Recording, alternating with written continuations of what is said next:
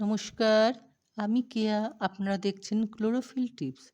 বন্ধুরা, আজকে আমি যেই বিষয় নিয়ে ভিডিও করেছি সেটা হলো অপরাজিতা গাছ এবার ডরমেন্সি পিরিয়ড কাটিয়ে উঠেছে। গরম পড়তে শুরু করেছে। তাই অপরাজিতা গাছের কি যত্ন করতে হবে, ছোট গাছকে এবং বড় গাছকে কেমন কিভাবে রাখবেন সেটাই আমি সম্পূর্ণ তুলে ধরেছি এই ভিডিওর মাধ্যমে। আশা করি আপনারা পুরো ভিডিওটি যদি মনোযোগ সহকারে দেখেন তাহলে আপনাদের খুব উপকার হবে এই গাছের যত্নের জন্য। বন্ধুরা, যদি অপরাজিতা গাছের চারা ছোট্ট রোপণ করেন তাহলে কিন্তু আপনাকে মাটি তৈরি করতে হবে খুব ঝরঝরে। বাগানের মাটি থাকবে, বালি থাকবে, সঙ্গে থাকবে কম্পোস্ট এবং টবের মাটিকে আপনাদের হালকা ভেজা রাখতে হবে। আর আলো দিতে হবে উজ্জ্বল আলো, মানে হালকা রোদে আপনাকে রাখতে হবে। বেশি রোদে রাখলে কিন্তু গাছের খুব ক্ষতি হতে পারে। এইটা আমরা অনেকেই জানি না। বেশি আলো অপরাজিতা গাছ পছন্দ করে না। এইবার দেখুন, ডরমেন্সি পিরিয়ড কাটিয়ে উঠছে অপরাজিতা গাছ। এই গাছকে আমি যেটা করব, এই গাছটির বয়স হলো প্রায় ৯ মাস। এই গাছকে আমি হালকা করে প্রুনিং করব। আপনাদের যদি গাছের বয়স বেশি হয় তাহলে আপনারা কিন্তু হার্ড প্রুনিং করবেন। আমার গাছের বয়স যেহেতু অল্প, আমি এটাকে হালকা প্রুনিং করছি। দেখতে পাচ্ছেন এই গাছের পাতাগুলো শুকিয়ে গেছে। আপনাদের গাছের ডালপালা যদি এরকম শুকিয়ে যায়, সেই শুকনো ডালপালাগুলোকে অবশ্যই কেটে দেবেন। সেখান থেকে নতুন করে আবার ডালপালা গজাবে। আমি এবার টবের মিডিয়াটাকে পরিষ্কার করছি। যেহেতু সারা শীতকাল জুড়ে ডরমেন্সি পিরিয়ড ছিল, সেরকমভাবে যত্ন করা হয়নি অপরাজিতা গাছের। এবার আমাকে যত্ন করতে হবে। মিডিয়ার মধ্যে যত শুকনো পাতা রয়েছিল, মাটি শুকিয়ে গেছিলো, সেইগুলোকে আমি আস্তে আস্তে সব এইভাবে তুলে দিচ্ছি। আমি মাটিও চেঞ্জ করব, কারণ আমাকে এবার আস্তে আস্তে এই গাছ থেকে ফুল নিতে হবে। দেখতে পাচ্ছেন আপনারা, আমি কিন্তু মিডিয়াটাকে এইভাবে পরিষ্কার করছি। যত শুকনো পাতা ছিল সব শুকনো পাতাগুলোকে আমি মিডিয়া থেকে সরিয়ে নিচ্ছি এবং অনেকটি মাটি আমি এখান থেকে সরিয়ে নিচ্ছি। আপনাদের যদি মিডিয়াতে এরকম করে পরিষ্কার করে রাখেন, আপনাদের অনেক সুবিধা হবে গাছের জন্য। গাছের আলো, শিকড় চলাচল করবে খুব ভালোভাবে টবের মিডিয়াতে। এই দেখুন, আমি চেষ্টা করছি শুকনো করে আস্তে করে এই পুরনো মাটিগুলোকে সরিয়ে দেওয়ার জন্য। আমি পুরনো মাটিগুলোকে সব সরিয়ে দিচ্ছি। যত পুরনো বাঁধন ছিল সব পুরনো বাঁধনগুলোকে আস্তে আস্তে খুলে দিচ্ছি। তার কারণ আমি গাছটাকে আস্তে আস্তে হালকা প্রুনিং করব, গাছের বয়স যেহেতু কম। আমি খুব চেষ্টা করছি যে এটাকে হালকা প্রুনিং করে গাছের গোড়ার মধ্যে যেন কোনো ঝক্কি না আসে। শিকড়ের মধ্যে বেশি নাড়াচাড়া হলে গাছের ক্ষতি হতে পারে। আমি খুব আলগা করে এটার আমি পরিষ্কার করার চেষ্টা করছি।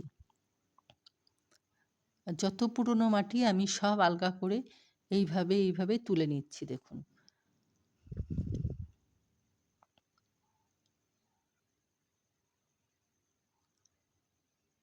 যত ডাল ছিল আমি ডালগুলোকেও আমি প্রুন করে দিয়েছি। আমি জানি এখান থেকে আবার নতুন করে ডালপালা গজাবে।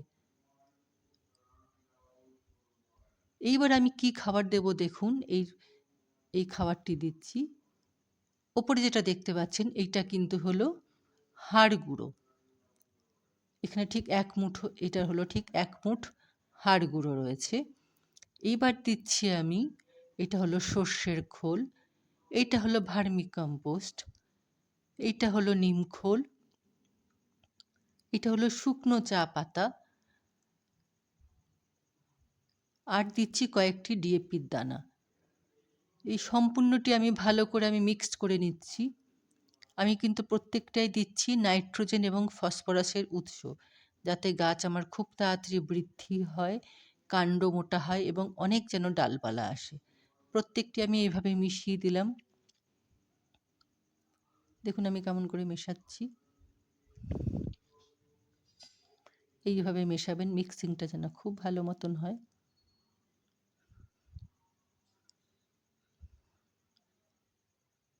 এইবার আমি ১ মুঠ এই মিডিয়ার চারিদিকে ছড়িয়ে দিলাম। আরেক মুঠ ছড়িয়ে দিলাম।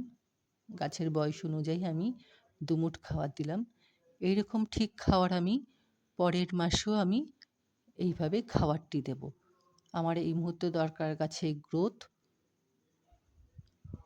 দেওয়ার পরে আমি যেটা করব, আমি এই মাটিটার মধ্যে আমি অল্প করে ফসফেট মিশিয়ে আমি ১ মাস রেখে দিয়েছিলাম। এই মেশানো ফসফেট মেশানো মাটিটি আমি মিডিয়াতে দেবো। ফসফেট মেশানো মাটি যদি মিডিয়াতে দেন, তাহলে মাটি খুব হালকা থাকবে।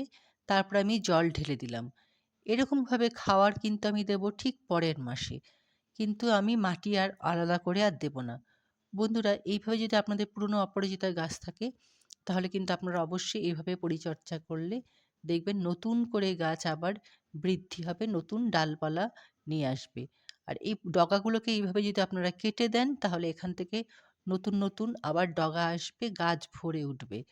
আর অবশ্যই কিন্তু আপনারা এই অপরাজিতা গাছ জানেন আপনারা সকলে, লতানো গাছ যেহেতু, একে কিন্তু আপনাদের যেটা বলে যে বাউনি দিতে হবে, সেই বাউনিটা কিন্তু আপনার দিতে হবে অপরাজিতা গাছের জন্য।